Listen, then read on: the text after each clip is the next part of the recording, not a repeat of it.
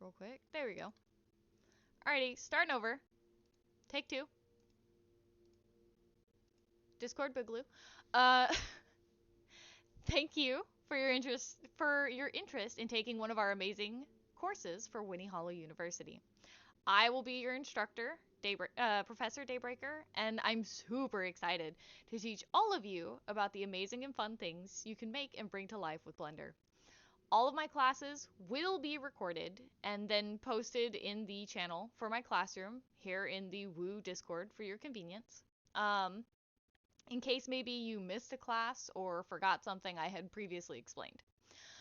Because of this, I will not be paying attention to any of the chats until the lesson is over and I open for questions. To begin my courses here at Woo, I will be giving just a basic introduction to all the hotkeys, terminology, and controls that are most used within the program. And with each class, we will advance together through making our own custom mesh. And I'll be here through every step of it to answer any questions you guys may have about the program, even if it's for projects from outside of my lessons. I also strive to keep all recommended software and resources free if I can, so that finances won't be a problem for you.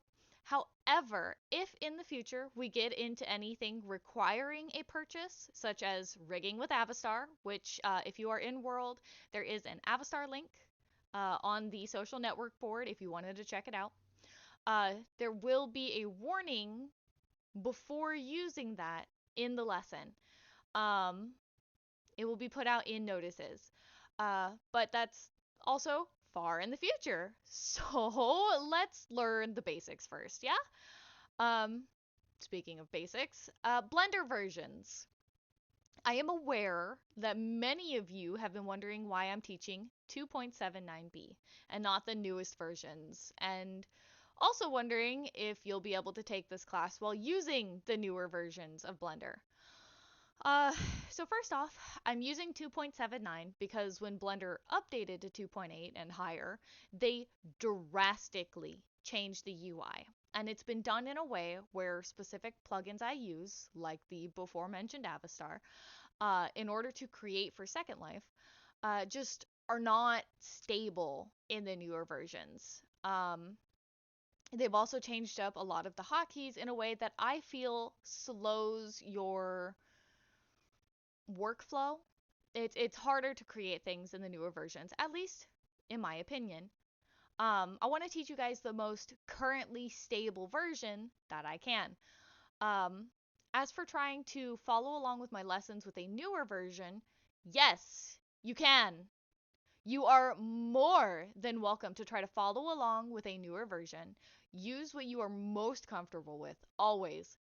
However, I may not be as much of a help with some of the questions that you might ask, because I still have yet to figure out all of the things that I use in the newer version.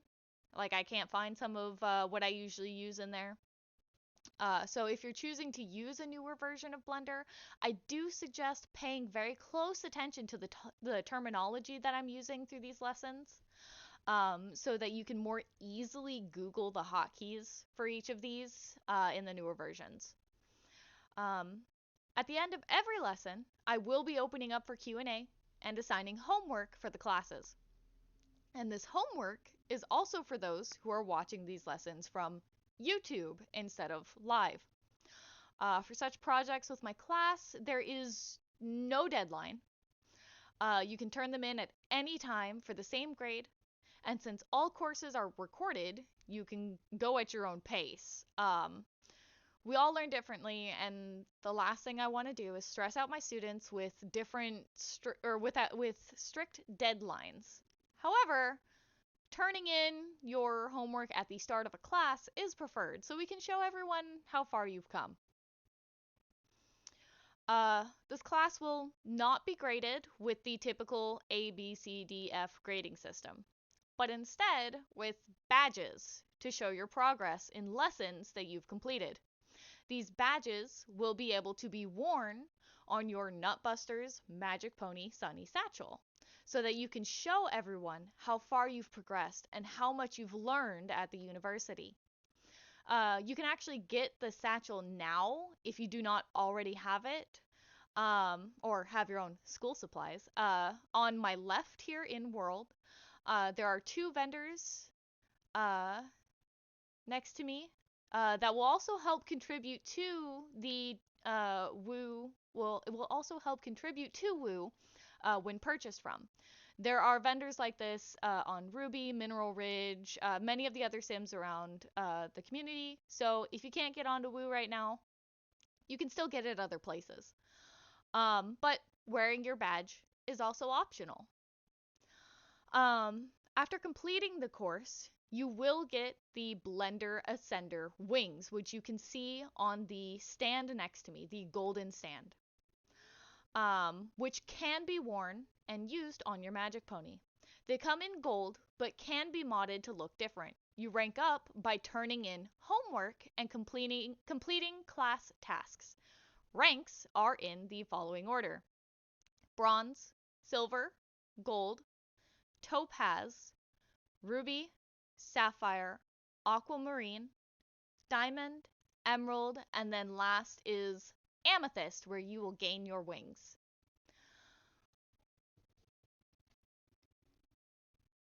And before I get into the mesh side of things, I would like to say that a good thing to do before learning Blender, before attempting to learn the 3D aspect of everything, it is good to learn how to texture for Second Life, to learn about UV maps, which I will get into what that is, but to learn about UV maps and how to use them, how to color them before making something that will require you to make a UV map.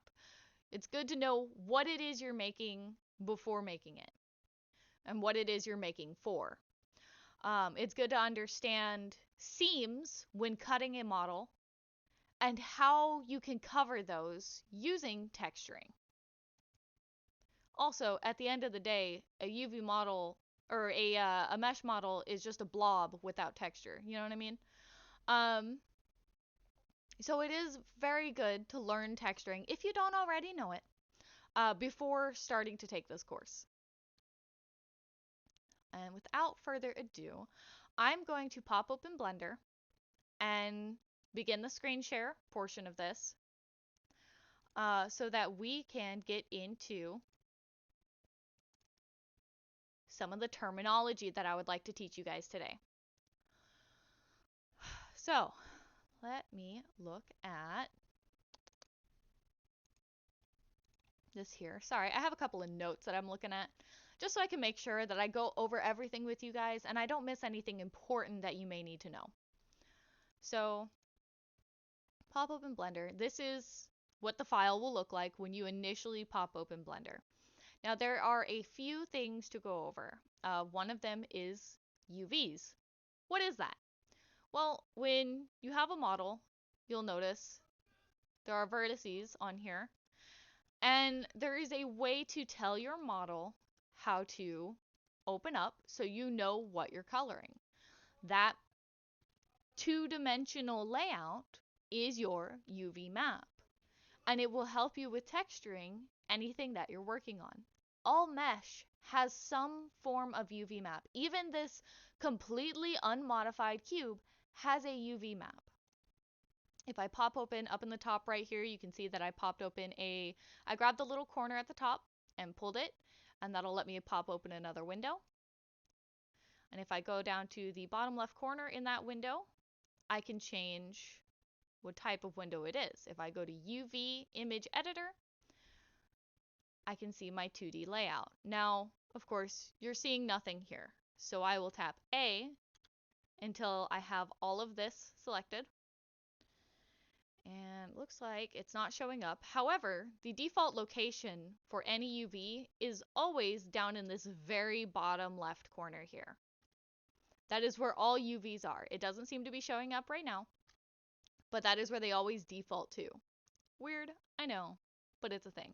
But if I were to say and let's do Smart UV Project, you can see that now I can see in a 2D layout all the different sides of this cube. And I can show you exactly what I did before. We're going to fully cover UVs and how to unwrap your object once we get through our first build for today.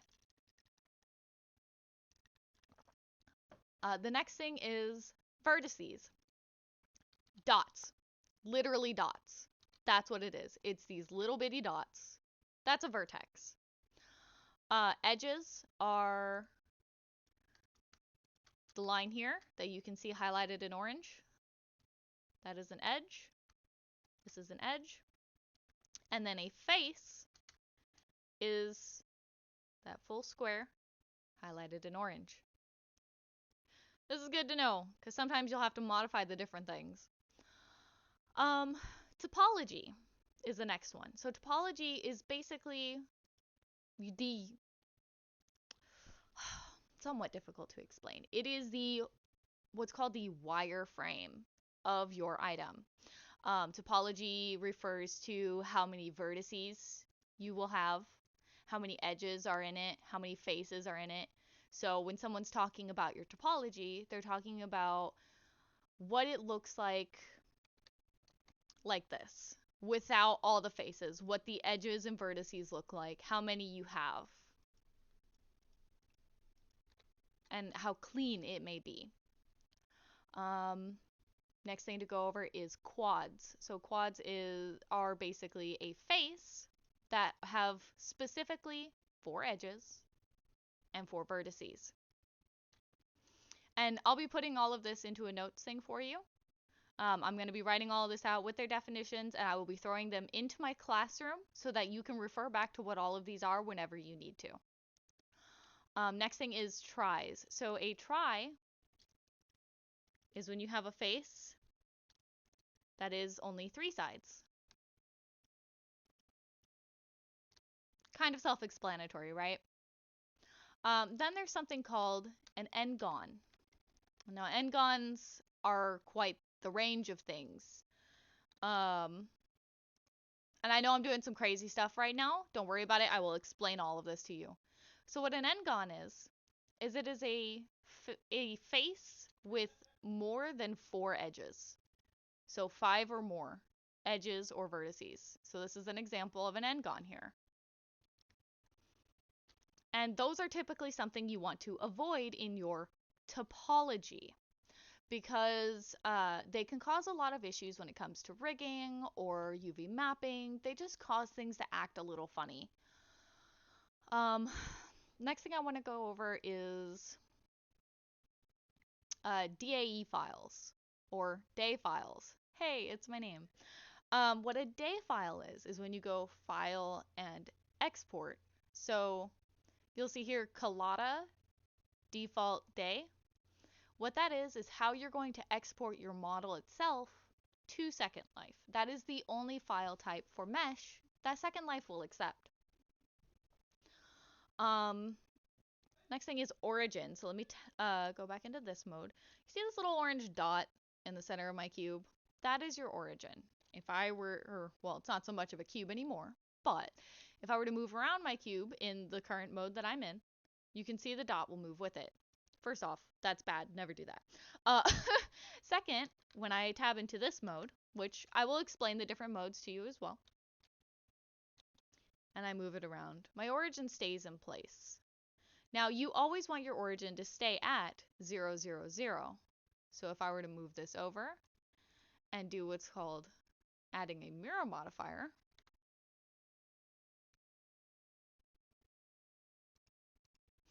there we go. You can see that it mirrors using the origin as its center. And that's why that's important, because when it comes to rigging and such, your origin can mess up some things if it's off center.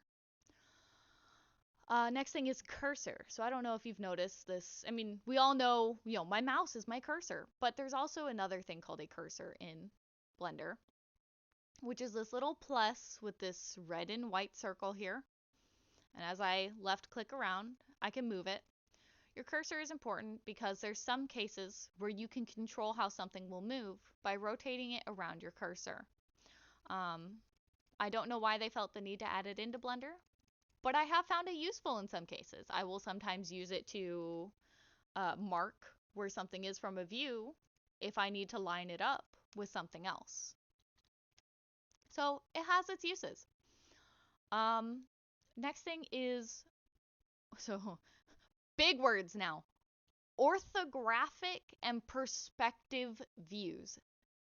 Don't worry, there's not a vocabulary test. Um, in the top left, you'll see here user persp.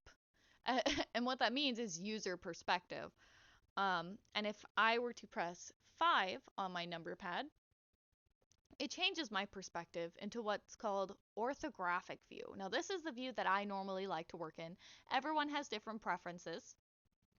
However, orthographic view is my typical preference because if I view from, well, this is a front view, you can see how straight and perfect these lines are. I can't see anywhere past it. It doesn't look super 3D. If I press 5 again to go into orthographic view, you can see how it kind of distorts as I zoom in and out, or not orthographic, perspective view, because it's looking at it from your perspective. So orthographic view is what I'm in now. I know that was probably a little bit jarring, but these are important because depending on what view you're looking at something in, you could be lining something up completely wrong. So I typically work solely in orthographic view because it flattens everything out, makes it easy to line everything up. Next thing is modifiers. So what you saw me do earlier with this mirror was I went in the top right area over here, there is a blue wrench. And if you go down to add modifier there's a lot of different things here that it can get a little overwhelming seeing all the different text. Really, the only ones you're probably going to have to worry about, which I'm not even going to make you guys go through some of these in this lesson, but it's good to know that they exist. One is, of course, mirror, which you can change around which axis things are mirroring on. So mirror just, if I tab into edit mode, you can see I can edit this side, and it'll just mirror what you're working on. There is also solidify, which is another important one that will come in handy. So I'll delete one of these faces here. And you can see, if I turn up the thickness, we've solidified this, kind of like a glass. If you were to make a cup and you wanted the inside to be visible, this is what you would use, because you can see into it, and now you can change the thickness of your glass. And then the final thing to really pay attention to is subdivision surface, or subdivide. These are the main three that will be made use of when creating for Second Life. When it comes to subsurf, it is good practice when looking at view here to never go above 1. Because the more you turn this up, you can see how these squares are increasing. That is increasing your topology. And the more topology you have, the worse topology it is. So, lower topology is always better. However, a good use for subsurf or subdivide is, you can see I still have the same shape when it comes to my vertices here, but it very drastically smooths out whatever I'm working on. And that can come in handy when working on bodies or hooves or other things that you want to make sure are nice and rounded. And let's see, what else do we have? We have, oh, edit mode and object mode. Okay, so we have all the different modes that I need to go over. So next is, okay, so the different modes. Currently, I'm in object mode, and the best way to see what mode you're in is down in the bottom left of your screen right here. I'll open up the menu so you can see it flash on the screen. It'll tell you on that little area what mode you are in. So I'm currently in object mode. If you were to press tab on your keyboard, it will tab you back and forth between edit and object mode. And the reason that it only does those two modes is because those are the most common modes that you will use. Um, Edit mode is where you're able to modify all the different vertices and actually edit your item. Then there is sculpt mode, which you then have tools that show up on the left side of your screen that allow you to modify things. We're not going to get into sculpting yet. However, that is a mode that if you wanted to play with, I find it pretty fun to mess around with. You can make some crazy stuff. I've used the smooth tool quite often to smooth some stuff out that I've been having troubles with. If certain topology is looking a little too rough or too dense, I've used the smooth tool to try to fix things up. So, there are some fun things you can do with that aren't, oh, I'm gonna sculpt like it's clay. Next thing is I'm gonna go weight paint. Now this is a mode we're not gonna get into until we get into the Avastar classes. However, explaining it exists. Weight paint exists for you to paint on for whatever weights you're wanting to use. It's the mode you go into to rig an item. You cannot have an item rigged without going into weight painting and specifying your weights. So that's what that mode is used for. And then there is texture paint. Typically, you need to have textures attached to your item in order for this mode to work. There we go. I was actually able to get it working for this demonstration though. But you can just draw directly on your model from whatever perspective you're seeing it from. You can change your color and everything.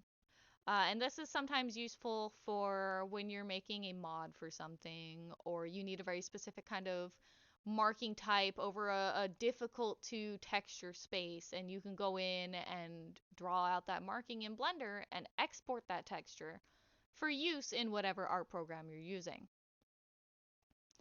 I don't find any more or other uses for this in regards to Second Life kind of things, but who knows? You might find a use that I don't know about. Alrighty, and then we'll go back into object mode and I will add a new one of these, so that's blanked out. And I'm just going to shrink that window down. And actually, oh, I need to turn on my screencast keys. So now it's time for me to turn on my screencast keys so that you can see what I'm doing on screen as we go through the different steps of the project we're working on today. So let me pop open text editor. This isn't something for you to have to worry about doing.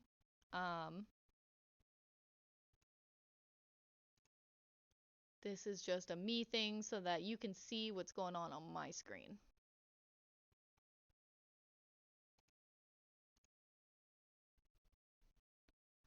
If I can get it to fucking pop up.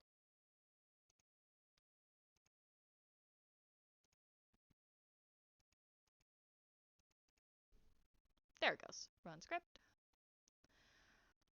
That's a crazy thing you don't have to worry about. And I'll just throw this back into UV image editor mode and throw this aside. So there's a couple of menus on the sides here as well. If these are ever missing for you, you can press N as in no to show and hide the one on the right side. And you can press T as in Tom to show and hide the one on the left. So if you ever accidentally press a button and those disappear for you, you can very easily just check those out. So let me increase the size of this so that you can see it.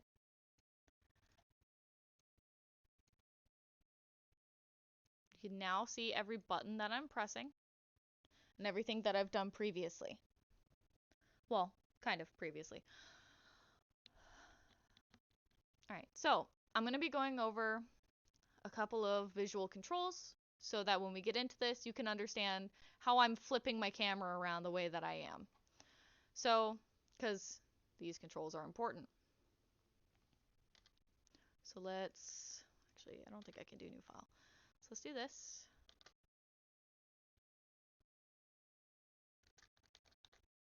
Oh, no. There we go. And I'll teach you guys how to do that in just a moment. So as I've already explained, 5 on the numpad is switching between orthographic and perspective view. And then other views we have, this is all number pad stuff for right now, is 3, which will set you to side view. We have 1, which will set you to front view. We have 7, which will set you to top view. And then we have 9, which reverses whatever view you are in. If you are in 3, which is side view, 9 will let you view the other side. And then there is 8, 4, 2, and 6. These are just arrows so that you can move your camera around by specific amounts. This is helpful sometimes when you need to move something at like a specific 90 or 45-degree angle. And you'll think some of this is useless, but you'll get into making some of these things and go, oh god, yeah, I kind of need to do that. And then, so next thing is middle mouse, which rotates. All it does is rotate around wherever my camera is focused. And then there's right click, which is used for selecting. And then spacebar will allow you to search up certain things. So say I wanted to merge something. Well, there's merge. That didn't work because I have nothing to merge. But you get the point. If there's something you're looking for that you've seen maybe in a tutorial somewhere and you're not really sure where to find it, typically if it's something that's hotkey related and you know what the function is, you can press space and see what's going on. And it'll tell you here what the hotkey is. There is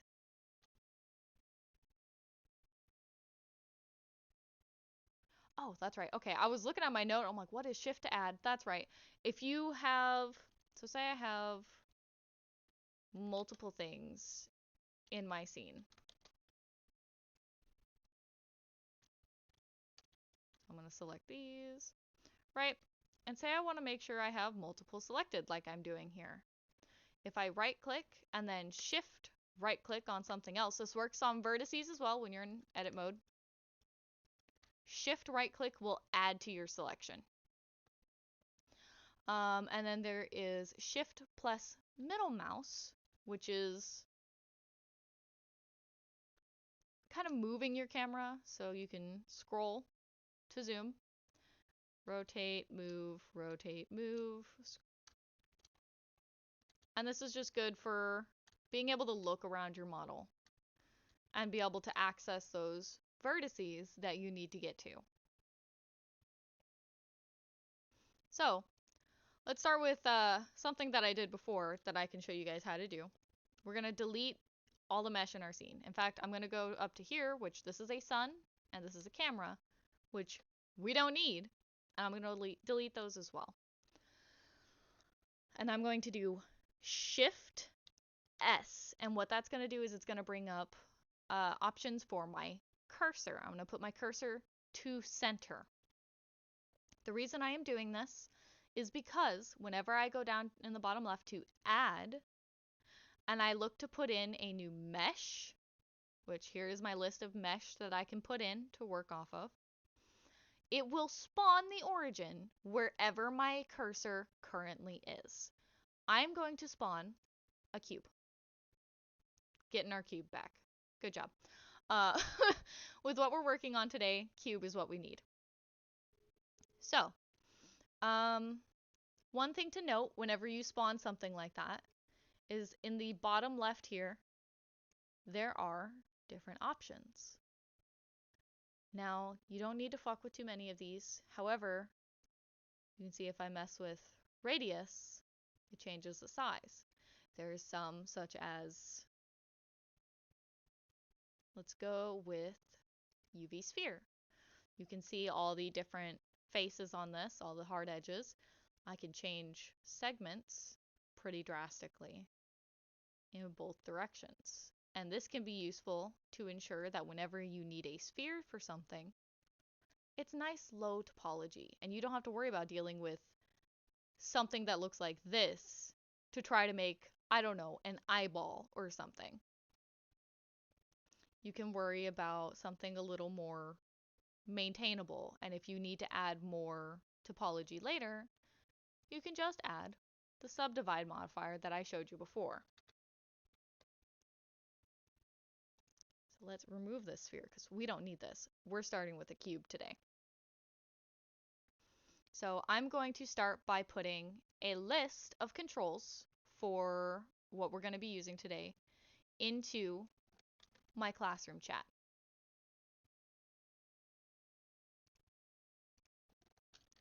And these controls are what I will be using to create a treasure chest, which will be our first build. So this treasure chest is going to be somewhat detailed. It'll show you nice things like bevel and whatnot, and it'll teach you how to use your extrude and take advantage of things like pre-made squares or cubes. Pull this up. So we are going to, let me get my notes back up. All right, so we are going to start our chest by going into edit mode with tab, as you can see down here. And I'm going to move up my cube so that the bottom of it, and keep in mind I am in orthographic view, which is done by pressing 5. I'm going to line up the bottom of my cube with the red line there on the axis because that is where my floor is. And then I'm going to tap S for scale and hold middle mouse until it hits this red line so it's scaling on the axis that I want. And I'm going to elongate what is going to be my chest.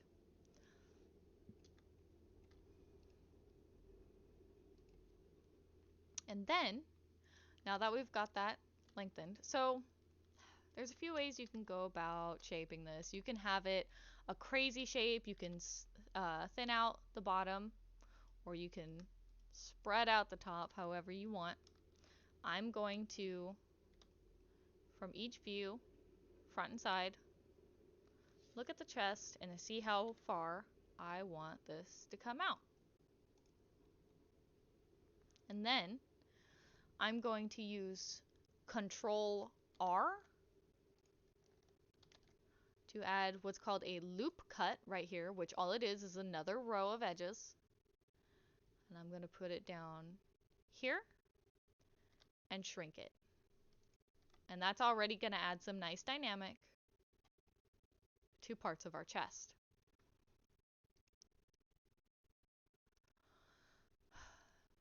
And then I'm going to go down here so you can see at the very bottom down here, there's a cube. You'll see one with a dot, one with a line, and one with a square. And what this does, clicking these, is it will change you into different modes, different selection modes.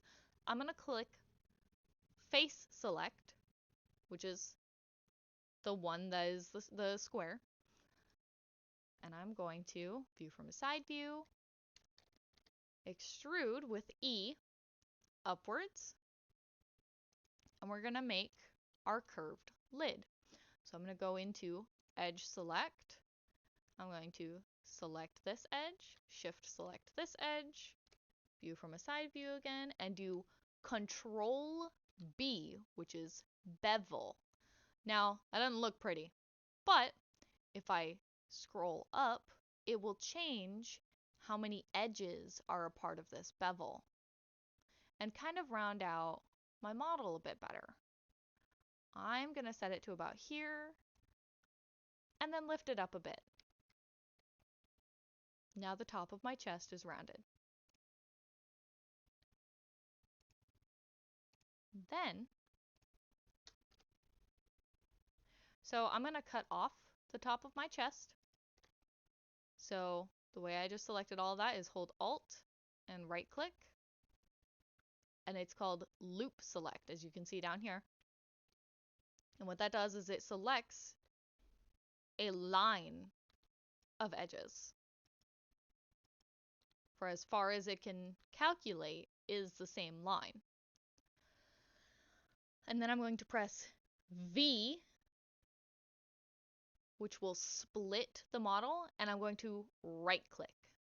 And what that does is, as you saw I was moving it, right click will put it back where it was, but keep the separation. So now I can press L for linked select. Oh, did it not want to? No, it did. I guess I just had that top part selected still. So now I have just my lid selected, and I will go P and separate selection. So now these are two separate objects. If you were to import these into Second Life, they would be considered separate links. So now we're going to add a bit of a cute little border to the bottom of our chest.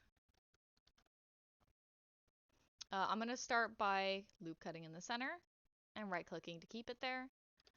And then I will loop cut in the center here and right click to keep it there. And what I am setting up right now is a mirror modifier. So I'm going to do V to separate, and I'm going to L select on all but this one corner.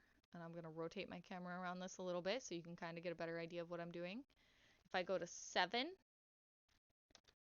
and I'll press Z so you can see the wireframe, I have these 3 sections selected. And I'm going to X and vertices. X is delete. And I'm going to add a modifier up at the blue wrench. I'm going to add modifier, mirror, and I'm going to make sure for axis right here, both X and Y are selected. Now, sorry, needed a drink. Talking a lot. In order, so okay, what I just did and why I did it was I made it so we are only having to modify a small portion of the chest, and the entire thing will get decorated.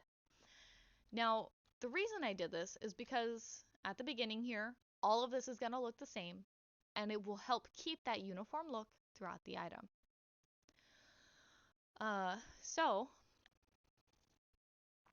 we are going to start by making a cute little border. I'm going to do Control R. There's going to be a lot of Control R in this. And I'm going to drag this over to here and click. And then I'm going to view from a side view. Control R, drag it over to about where I want the border to be, and click. And this section is going to be where my border is. So I'm going to hold Alt and Shift and right click here and here, and then I'm going to take my finger off of Alt and just shift click on these. So I can select all my edges, because I'm still in edge select. Shame on me, because I'm not in the proper select for this, but let me... Okay, so actually, you know what? I should probably do the... Sorry, I'm a little out of sorts. So I'm gonna go and... So we don't want to see this for now. We're gonna get to the lid later. So I'm gonna tap H for hide. And I'm gonna go to... I'm actually going to make the inside of my chest. So I'm gonna select this edge here. I'm gonna tap E and then X. And that'll make sure that only moves on the X axis. Now we have a problem. This is going far past where I want it to go. So I'm going to go to my mirror modifier and click clipping. Now I can move it back and it'll stay there.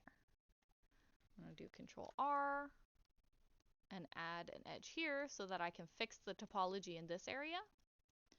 Click this and tap F, F, F for fill or face. And I'm going to make sure all of my edges here, or all my shapes here are quads. And then I'm going to go into face select, select this, and we're going to extrude down. And this is going to create the inside of my chest. I'm going to tap Z, and so when you tap Z, you can see through the object. And I'm going to move that in, and then let's go to a side view, tap Z, and I'm going to move that in, just so we have a nice, not going to clip through the outside kind of bottom. And let's, I don't know, let's decorate the inside a little bit. So let's select these two portions here, Control B for bevel, and open that up. Now, I kind of want to have some parts of this smooth. So I'm going to set it to smooth over here on the left with the, what I call the T menu. Under Tools, under the Edit tab, there is a Smooth button to smooth out your mesh. And I'm going to go over to the 3-dot triangle in the top right here, which is also called Object Data. And under Normals, I'm going to click Auto Smooth. Excuse me. And what this is going to do is whenever I mark that I want something to be sharp, it will help make that a little more apparent. So down here at the bottom, I'm going to do Control E, mark sharp, and you could see instantly right here. Let me do Control Z, Control Shift Z. I can just go back and forth and kind of show you the difference between marking a sharp and not marking it. Control Shift Z, by the way, is redo. I know everyone's used to Control Y. For whatever reason, in Blender, it's Control Shift Z. So, we got kind of a basket. So let's decorate this a little more. Let's go into Face Select, and let's give it the border I mentioned before. So I'm going to, actually, let's give it a border across the top here too.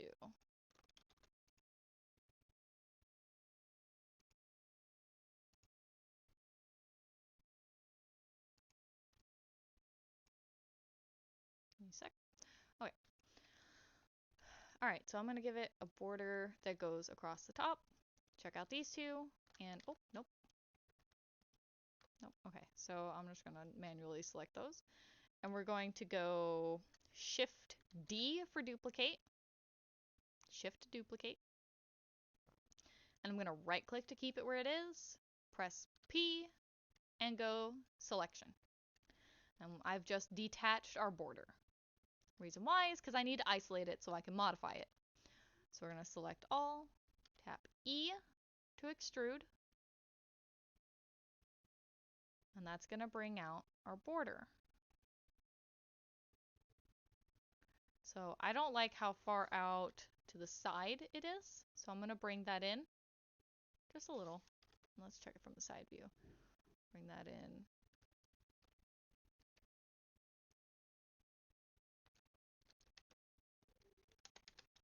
There we go. And that should be better. We have our nice little border. So now, just to remove any unnecessary topology, I'm going to right click on our base chest, hide, and then right click on our item and tab into object mode. And I'm going to select the inner faces here. And I'm just going to X faces, just to get rid of any extra topology that's not really going to be seen. So I'm going to do Alt H, which is unhide, and I'm going to rehide our lid here. And now we have that nice little border that we wanted. So if some of these parts are not looking as sharp as you want, you can go in and see how these blue lines are marked. Those are marked as sharp. You can go in and Control E and mark sharp. I'm probably going to end up doing that because I'm going to actually bevel these edges to give them a bit of a more decorative look. So let's go Edge Select, select these, and I'm going to select these three. Let's go Control E, mark sharp, and then Control B for bevel.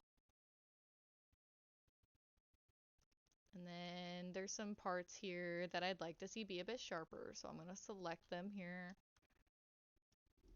Control E, mark sharp. So it just kind of adds a bit more. When you get into texturing this, it'll add a bit more dimension because you'll be able to outline these parts. Do I have that part? I don't. Control E, mark sharp. There we go.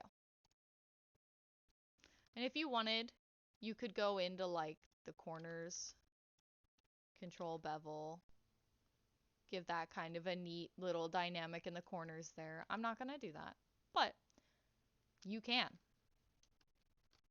So now I'm going to go back to our base, and I'm going to, from a front view, Control R, and then actually I'm going to Control B and bevel this, and all this is doing, it's kind of just splitting it. I'm going to scroll up to add 3 pieces here.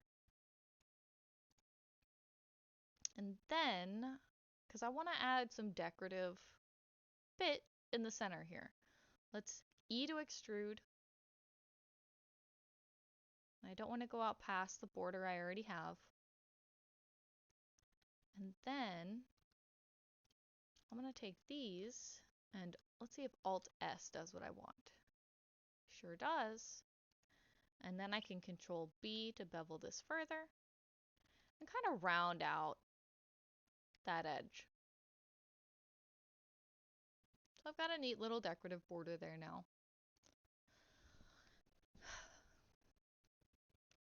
And if you wanted, you could like go into the center here and bevel that as well.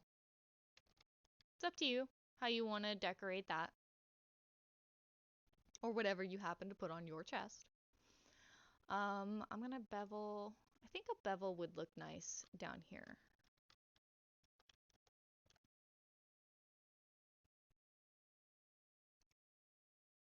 Maybe one up here. Control E, mark sharp. Control E, mark sharp. Just add some cute little bevels. It adds a bit of dimension and stylized look. So now, I think I'm gonna switch modes over to our lid. So Alt H, there's our lid, because that's Alt H is unhide. Let's set up the smooth and then auto smooth that we have on the part of our thing below.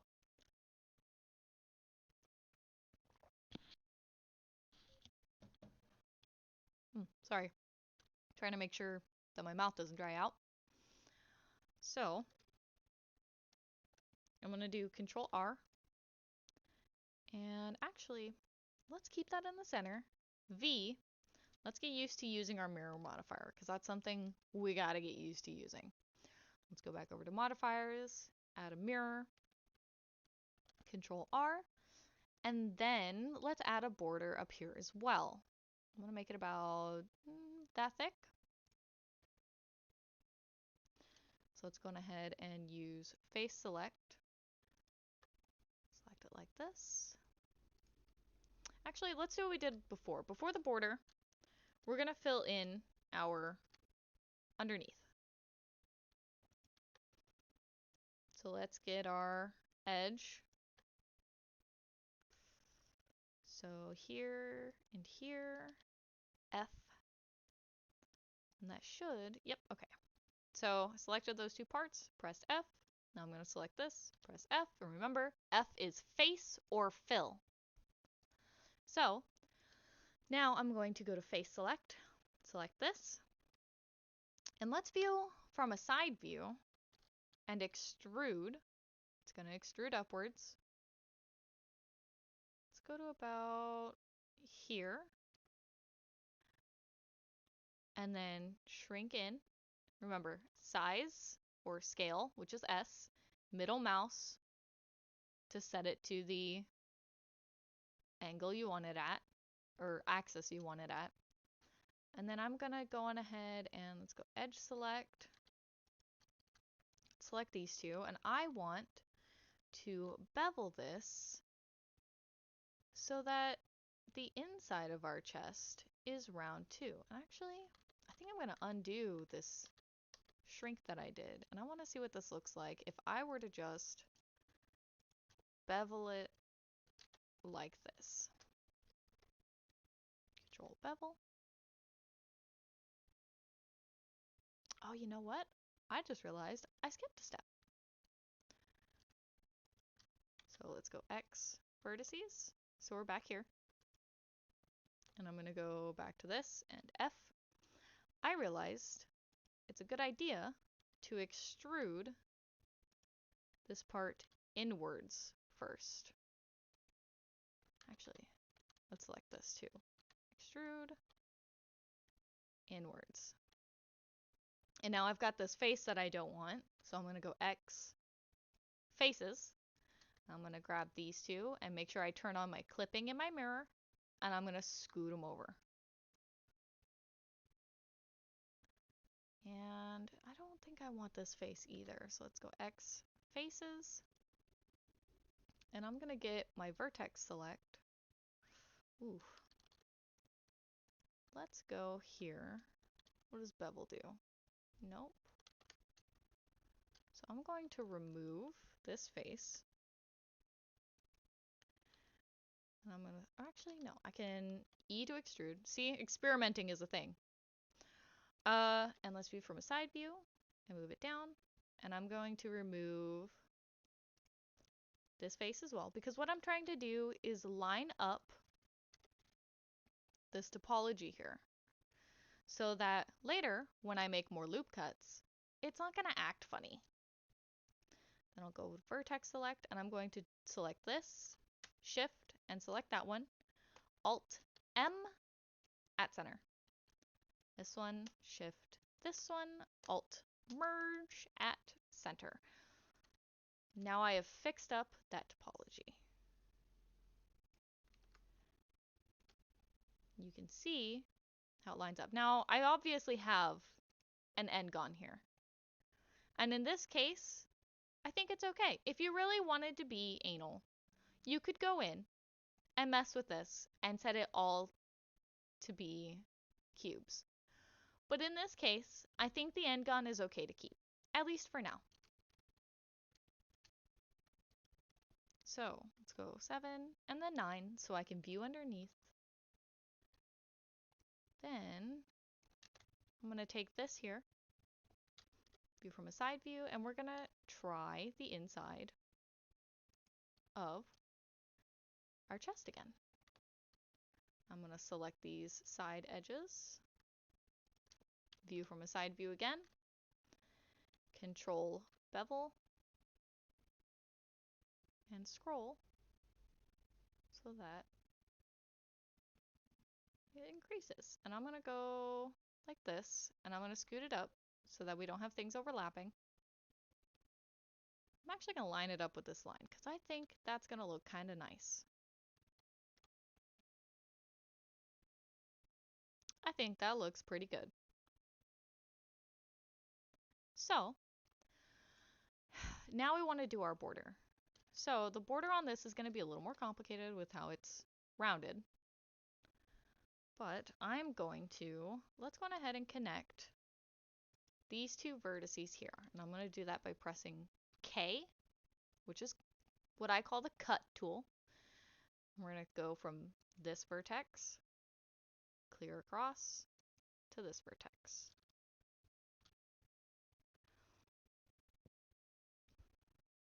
And then, so object mode, because I'm not sure if I want to bevel there yet, but I think I might. Or not bevel, make a border there yet, but I think I might. I think I might. But we're gonna see after I extrude these. So let's go E to extrude. And see, it's extruding a little funny, so I'm just gonna go up, looking at this right here, as high as I want. And I'm gonna view from a side view. Let's just increase the size and move it down. It doesn't need to be super exact.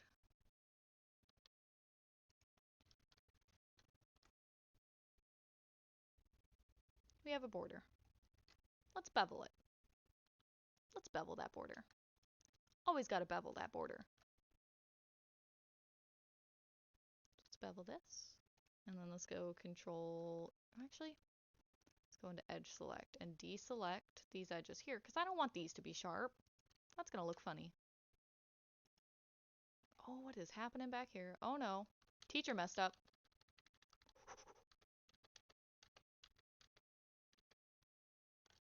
Here we go. I forgot that vertex. See, it's good. I like that I'm making mistakes right now. because it just goes to show, like, if you guys end up making these mistakes too, you'll be able to fix it. And it'll show how you can fix it. So there we go. Scale up. Because even professionals make mistakes. And do I have that back where I want it? I do. Now let's bevel. Let's actually bevel this time and not get confused. I'm going to remove these from my selection, and we're going to sharpen what I have selected here. Control E, mark sharp.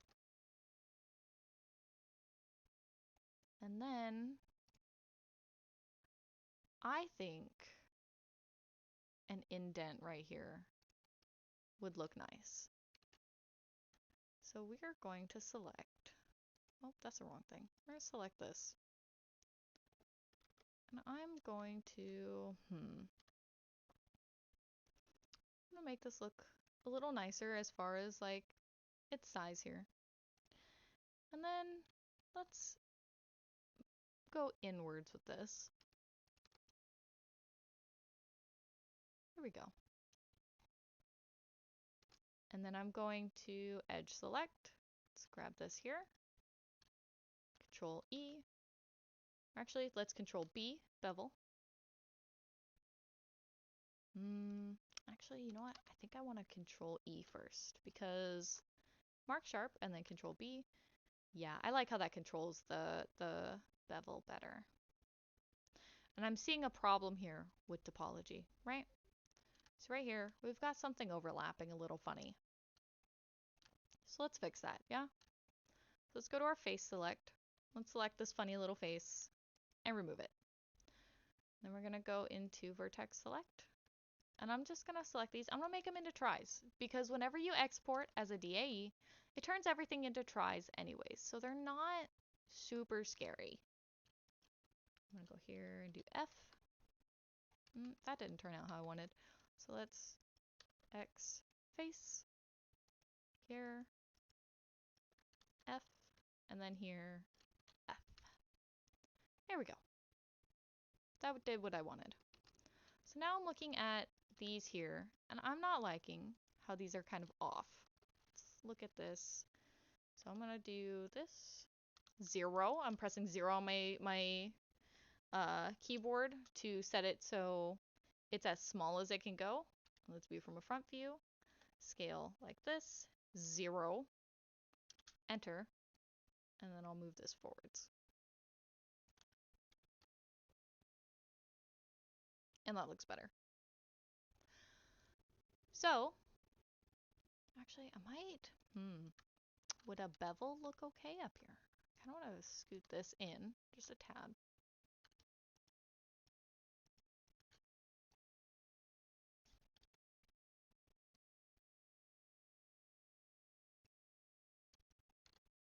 There we go.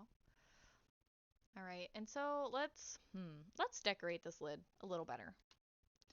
Let's go with edges. I'm gonna select this. Actually, I just realized I didn't detach this border like we did the last one. So to fix that, so I don't lose any progress, I'm gonna select around the edge here. And let's go around the edge here.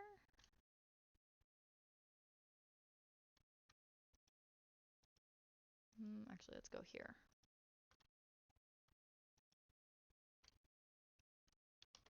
All right, computer, could you not? There we go. What does that do if I add something here? Not bad.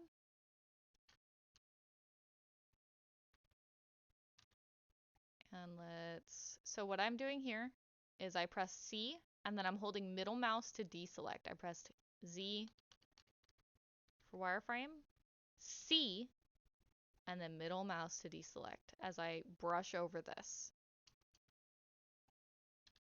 And what this is doing is it's allowing me to just kind of more easily select what I want to do. So let's go reselect these because I ended up deselecting them when I did the loop cut. And I think that's what I want to cut off. So I'm going to press V, click here and do L, P, selection. So I'm going to tap H here, go here. And we're just going to fix this up real quick. So here, I'm going to extrude and tap X because that's the axis I want it to go on. And then we're just going to fill in our faces. F here and here, F here and here, F here and here, F. And then remember, this face here was a little funny. So we're going to do extrude, in, and then F. And now if I do Alt H,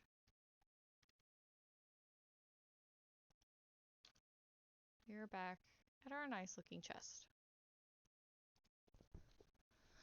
So back to decor. So we are going to go to this, and I'm going to, actually, since we can see the bottom of our chest, let's go ahead and scale this a little better, yeah? So I'm going to scale this in object mode. I'm going to select both the border and the base here, scale, and then middle mouse. And I'm going to just take it just barely over the edge. Side view. Let's actually shrink this in a little, yeah? There we go. That looks so much better. And then I'm going to go edges here and here. And we're going to make a really neat little decor here. We're going to go bevel. I'm going to go to about here, and I'm going to scroll up.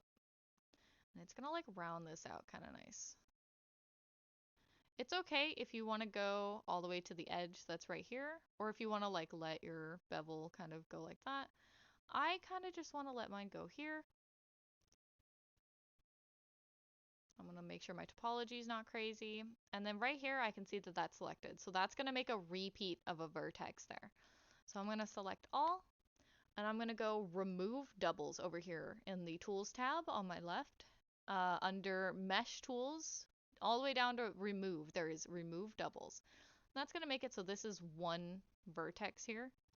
So we don't have a bunch of stacked topology because that can cause problems. So I've got this cute little curve right here.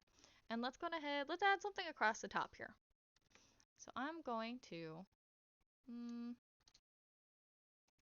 let's take these faces here. Let's go X faces.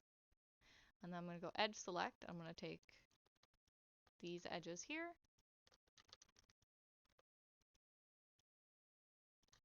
Let's view from a top view. E to extrude and X to make sure it's straight.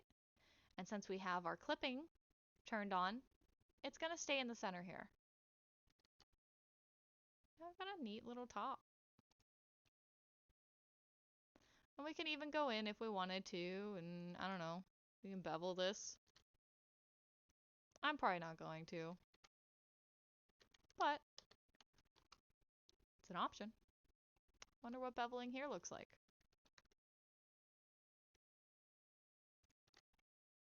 That's kind of nice. I like that. So, I think it's a little plain right here. So let's add another something. Let's show you how to add. Let's go to the front view, Control R. Remember, front view is 1. So let's do Control R, and let's add this and this. And I'm going to E to extrude. And that's going up, so I'm going to pull it out as well. And I don't like how far out that went. So I'm going to make sure this isn't peeking out where I don't want it to. And then I'm going to take this cute little edge that I made. Actually, no, I'm going to, let's duplicate first, then selection. And then I'm going to take the selection that I have here, and I'm going to shift right click on my border and do Control J. What that does is that joins it together. So now they're on the same object. So then I can take this section here again, and I'll extrude like I did before so that I can get that shape back that I had. I'm going to scale out, move it down so it's not clipping. There we go. Now I'm going to bevel the edges just to make it look a little nicer. And let's do Control E, mark sharp. That's cute. What do you say we make a lock for our chest, yeah? Let's go back down here, and I'm going to do Control R. I realize I should have actually disconnected this. So let's go V, and then L, and then let's just move it to a different layer for now so that I can see this a little better. Let's go F, so I can select things a little better basically, and then F, F, F, and I have closed up that space. If I move this over, you can see I've closed up that space. And this is now separated.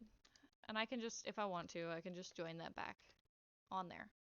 And it'll be separate. So now when I do Control R, it doesn't go over that section because I don't want that.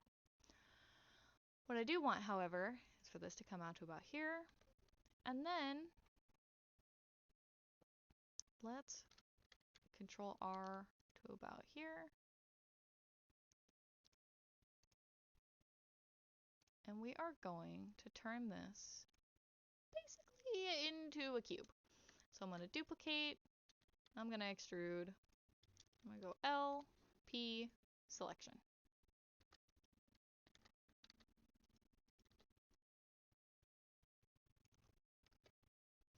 And so I am just moving this into position to become our lock.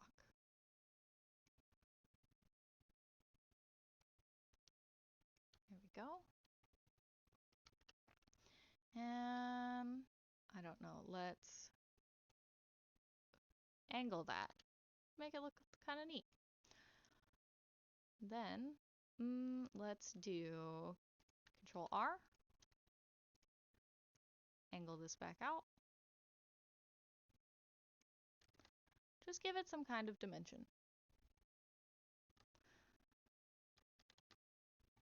Then, so now we want to give it a keyhole, right? So, I'm going to round out the bottom down here. Control B.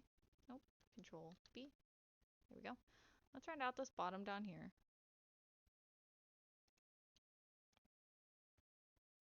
And then let's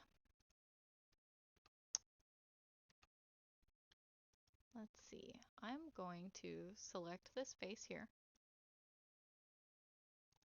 and extrude inwards. Okay, so let's right click because that's going nuts. And let's scale it down. And now, so something good to enable when you're using Blender is something called loop tools. So if you go to, I might have to swap over my screen share for this for a moment. But if you go up in the top left under File and go to User Preferences, let me check the stream to see if this is showing. It is not. So let me swap the stream over so you can see this. So here's, nope, did that not want to? Okay, let's just share my actual screen then. There we go. So here's my user preferences, right? If I go into, let's see, I think it's an add-on. Let's go LOOP, Mesh, Loop Tools. So this is a super basic thing that just adds a couple of little handy commands. You want to check the little mark that's here and make sure it's enabled and then save your settings. So now, if you've turned on your loop tools, I'm going to go into vertex select and I'm going to go W, and you'll see loop tools is at the top, and I'll click circle. And that has made this into a perfect circle. So I'm going to shrink it down, move it up. Here's the top of our keyhole. Now, I want to decide how to do the bottom part. So I'm probably going to take this part here, and I'm going to tap G twice, and it'll slide these along the shape that I already have here. And I'm just kind of make these faces into kind of a keyhole shape. And then I can extrude inwards.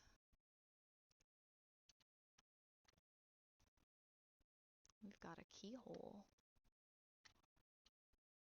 I will even, here, let's shrink this down a little, move it up. I'll even bevel it on the inside, make it a little cool looking. Let's bevel it on the outside too. Control B. You know what? I don't like how that's behaving. I'm not going to bevel that. But we have a keyhole. Cool. But what is that keyhole gonna lock? Well, we want to make sure that we have a lock up here on our lid for our keyhole. So I'm going to select all this down here, and I'm going to H to hide. Then, that is, what? Well, that's extra edges that I don't want, that I just realized are on there. So let's go ahead and select all these extra edges that are showing up. Let's go X vertices. There we go. And I'm going to select this part of our box. And you can see we already kind of have a good spot here to do this. So I'm going to do 7 and then 9. Zoom in. We're going to extrude and right click. And scale down. Now, I'm pretty sure there's probably a face right here that I don't want. So let's turn off clipping, pull this over, and oh, nope, I got lucky. Okay, Control Z, turn clipping back on. So now I'm going to extrude down. Okay. Maybe a little further. And then in edge select, I'm going to select these and control bevel. And all I'm doing is I'm making, so when the chest opens, I'm making it look like there's actually something here that it's connecting to. So I'm going to give this the same kind of look. Actually, before I bevel, let's do this. I'm going to give this the same kind of look that our lock has. But instead of doing the keyhole, I'm just going to give it just a normal rounded hole.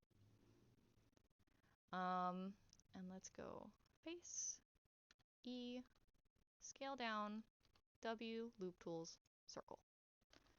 Scale it down. And so now, actually, hold on, let's undo that. So we're going to cut a hole straight through this. So these two faces are what I want. So I'm going to E, right click, and then we're going to do Alt S. No, does that not want to? Okay, so then we're going to go to, so down here in the bottom left where you see edit mode, to the right of it, the second one, you'll see two circles. You're going to click on that, and you're going to click on the one that says individual origins. And what that does is that basically makes these two treated like separate objects. So I can press scale, and they will stay where I want them to stay. So I'm going to view from front, loop tools, circle, move it up. That's probably, there we go. That's probably about what I'll do. And so I'm going to X, and then, oh, X faces is what I wanted. And now I can do another neat loop tools trick, which is where I Alt right click, Alt shift right click on both of these parts, W, loop tools, bridge. And now that entire intersection is filled with faces. Ta-da! Your lock can now lock. So Alt H. What a cute little chest. Now we have a problem. We have a lock on both sides. Oh no. So I'm going to take this lock, I'm going to remove our mirror modifier. Or actually, no. I'm going to remove the, is it the y-axis? It is. Now it doesn't lock on both sides. Oh my god. So we have our chest. Or actually, let's do one last little bit of decor because I think this is a cool thing to show you guys. I'm going to move this up. So this doesn't look great right now. I'll be honest. Doesn't look good. But if I were to, is it bevel? No. It's Control R here, and then Control B to bevel. No, it doesn't want to. Okay, one sec. So I'm going to keep that there. And then I'm going to, let's apply our mirror. And there's little apply buttons on all of the modifiers. I'm going to Control bevel. There it is. That's what I'm looking for.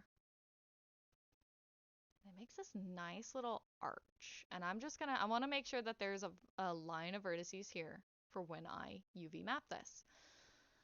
And then I'm gonna go to the front view here. Move this down. Let's go side view here. Rotate. And move this in. And rotate. What I'm doing is I'm lining up this vertex and this vertex here with this edge here. Because I want to make sure that you can't see any of the backs of any of these parts. And then, staying with these curves, it's just going to bevel.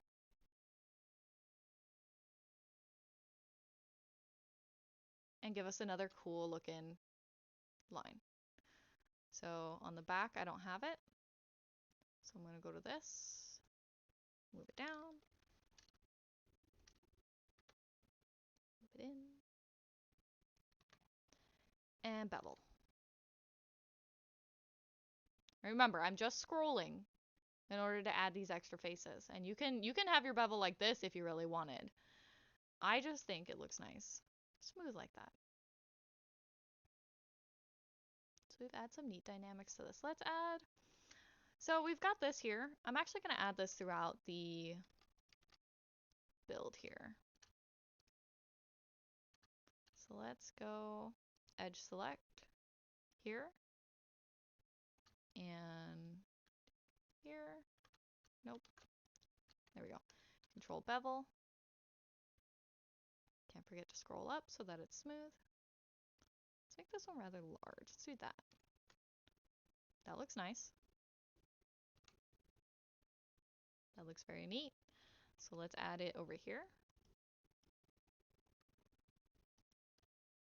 Control bevel.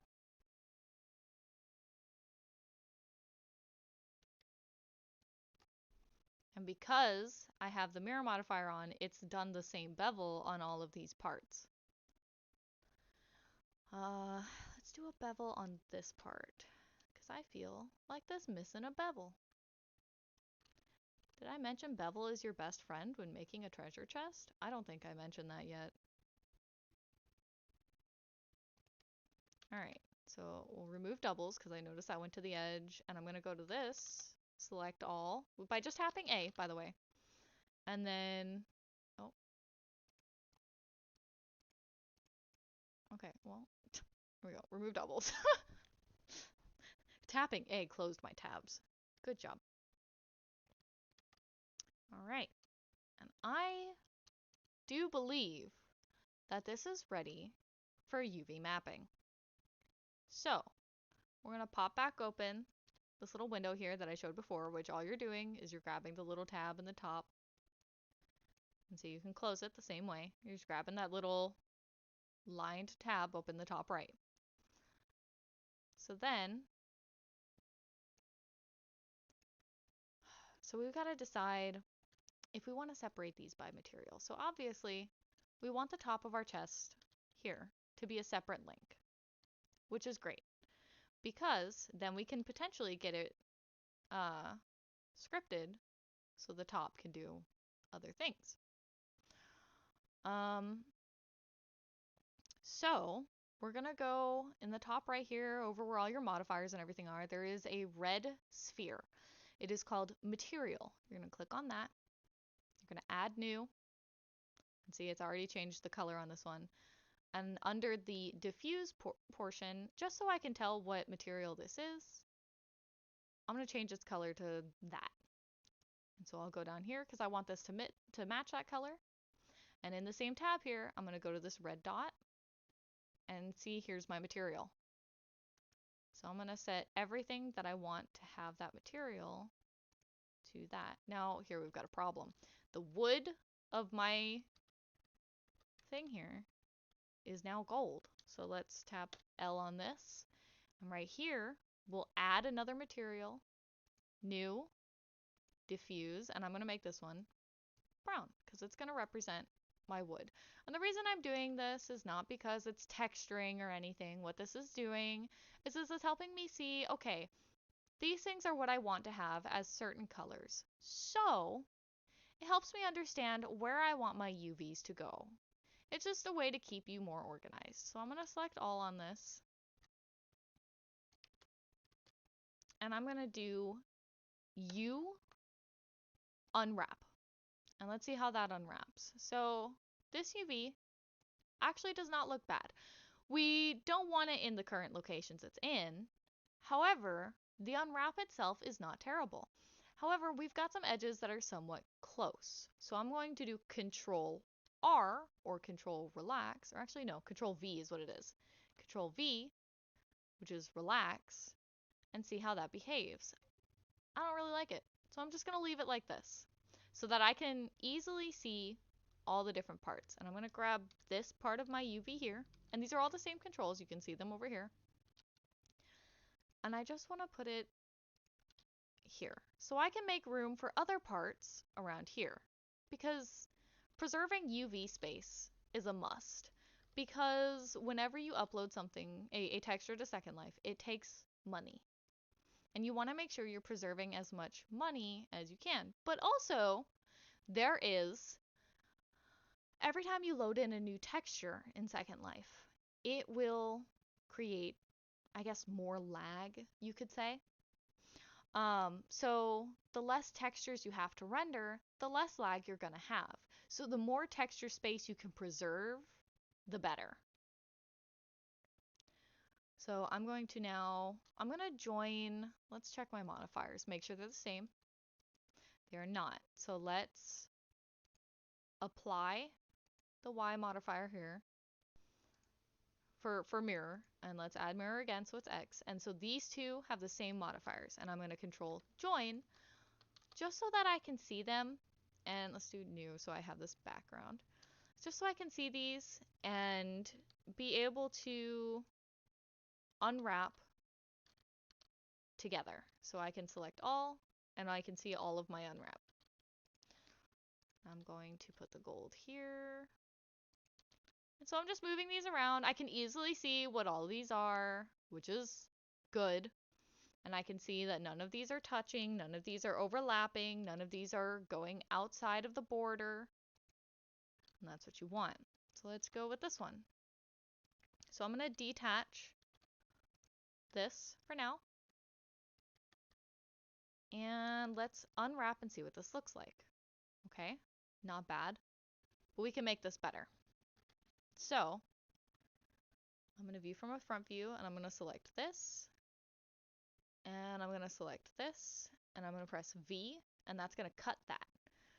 So I right click to keep it in place, and then I'm going to select this, X, vertices. And we're going to unwrap that. What this allows us to do is our mirror that we did before looks exactly the same. And I know that I just removed a bunch of previous things that I did, but sometimes that's going to have to happen just to make sure you're preserving your UV space. So let's apply the Y and then join to this. And there's our UV. So I'm going to tap L here. And we're going to put our little UV probably right up here. And leaves this space here for our lock. So, actually, do I want this? Hold on. Do I want this here to be gold? I think I do. So let's do Control E. So I've selected the top portion of our latch here. Control E, mark seam. And that's going to detach that. I'm going to select all, U, unwrap. And so it's down here. And I'm going to do Control V to see what the relax looks like. And we've got vertices overlapping. So that's not good. We've got vertices overlapping right here. So I'm going to move this and just gotta move some around a little bit. You don't want to do it too drastically because it can affect textures. But if you move that around a little, it will make it so you don't have any overlapping UVs. Actually, I'm going to, let's select, see if we can get this to unwrap better. Let's select these here. Control E, mark seam, unwrap. And I'm not even going to worry about this unwrap for right now. I'll get to that in a bit. Control V. Interesting. Oh wait, that's right, because that's just part of the center there. So let's, instead of doing that there, let's add a loop cut in the center here. Control E, mark seam, unwrap. Oh, how much better that looks. And I hid that on the inside there so that if there is a seam, you're not going to see it. So I'm going to select this and tap H so it deselects that part. I want to make sure I have this selected though. And I'm going to press P, selection, and I'm going to attach it to this. So I have all my gold selected. Remove the brown. So my gold is there.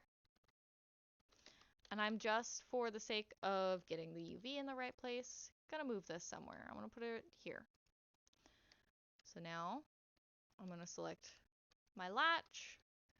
And since I want this to still be connected with the lid, I'm gonna join it back to the lid and remove doubles.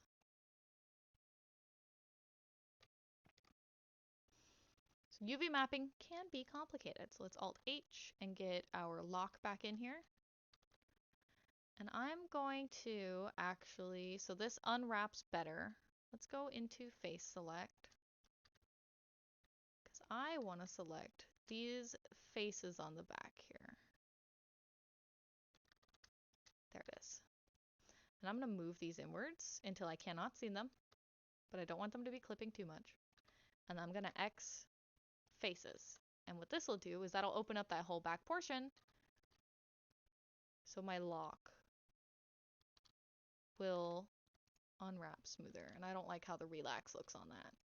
So then let's attach our lock to the rest of our gold and put it up here where it belongs.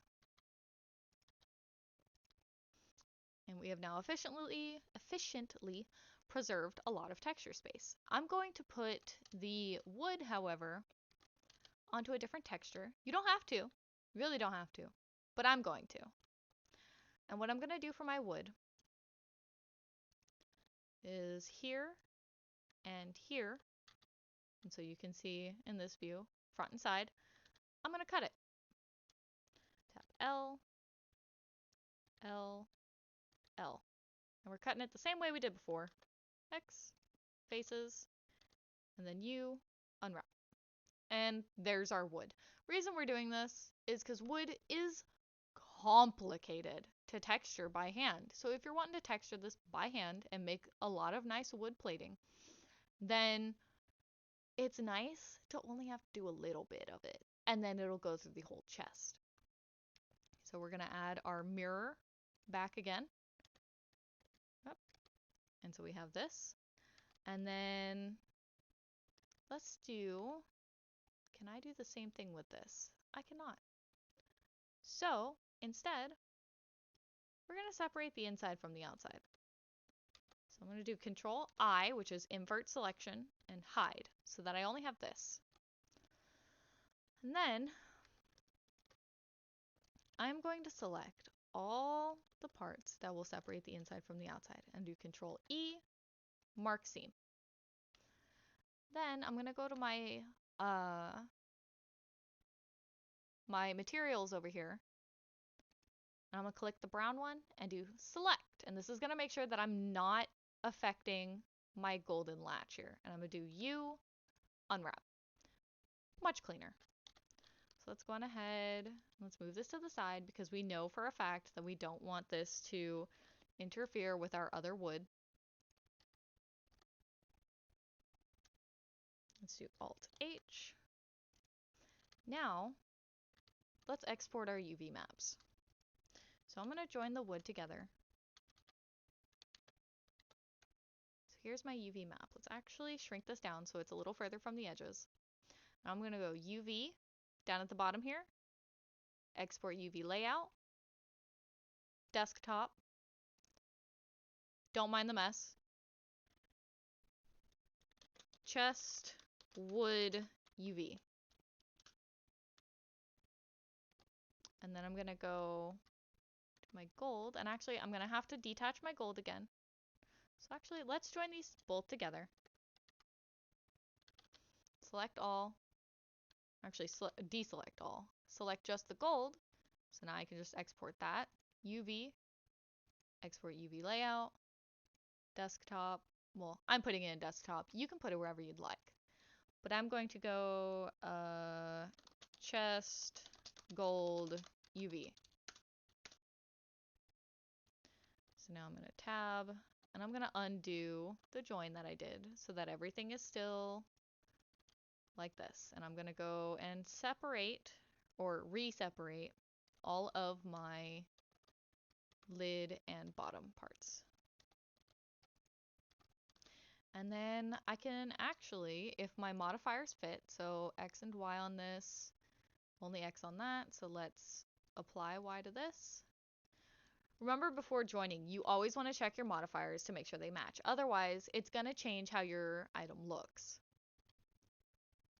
So now, so that has X on it, that has X and Y, so let's apply Y, and then add mirror. What does this have? Okay. Control join, and there's the bottom of our chest. Now, one of the fun parts about separating things by color like this is what this has done is this has made them separate faces. So when you go to select face in world, these will be separate faces.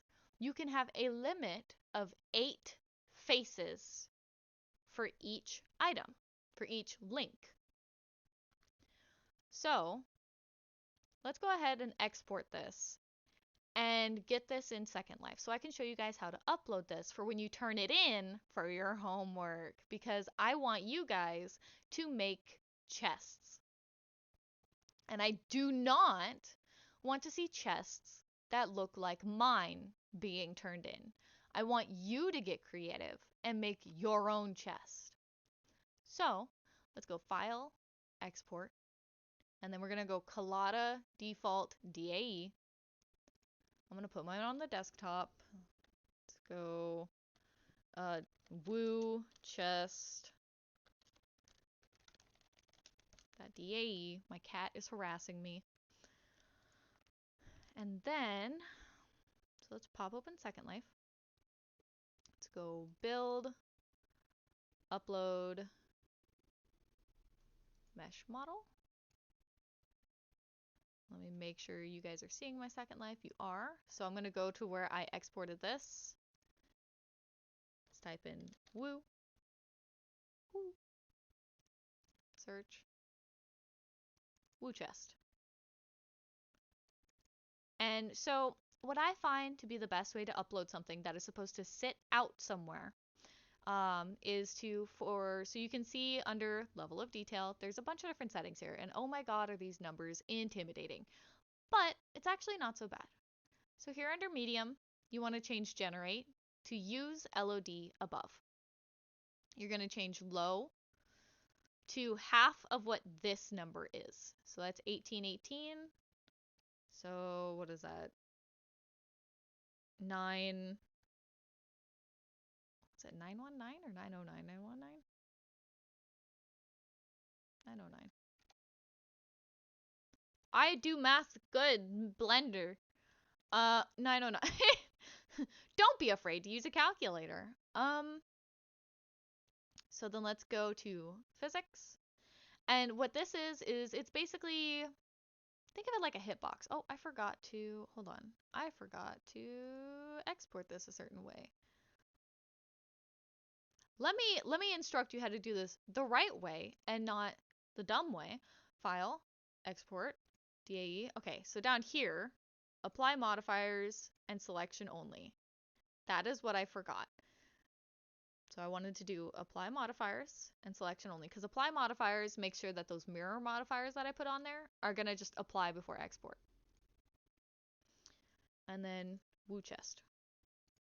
So build, upload, mesh model. And one thing to note about Secondlife is before you can upload mesh models, they have you take this little test, but it's very, very easy to pass. So let's go 1, and then in medium we have use LOD above, and then here we have, so let's go 1, 8, 1, 8, yeah. I typed a 3. There we go. 1818, because it just doubled. Okay. And so we're going to go from file. And what you want to do is, so I'm going to teach you how to export at least a good default physics mesh to always have. I'm going to go Shift S, cursor to center, add mesh cube, and then I'm going to just export that cube. That's it. That's all. That's what I'm exporting. Let's go desktop. And physics cube. That's it. That is a good physics for things that you really don't need to worry about how people are going to bump into it. You don't really need to worry about it because maybe it's a worn item. It just helps with rendering. So let's browse. Let's go grab our cube. Cube. Physics cube. And you can see here how it's kind of wrapping around and shaping itself to how the chest looks. So we're gonna go now over to, stop it. Actually, I think that's all because we're not rigging or anything. Heck! All right, so let's calculate. So this came out to 13 and 6 land impact. So let's upload and see what this looks like in world. It's probably going to be heckin' massive. Fair warning. So let's res this out up on stage and see what this looks like, yeah?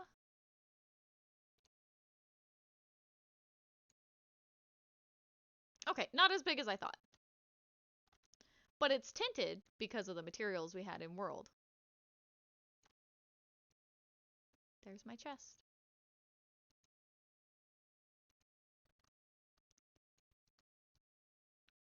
You have now learned how to create and UV map a treasure chest in Blender. And it is a chest that you could eventually get scripted to open.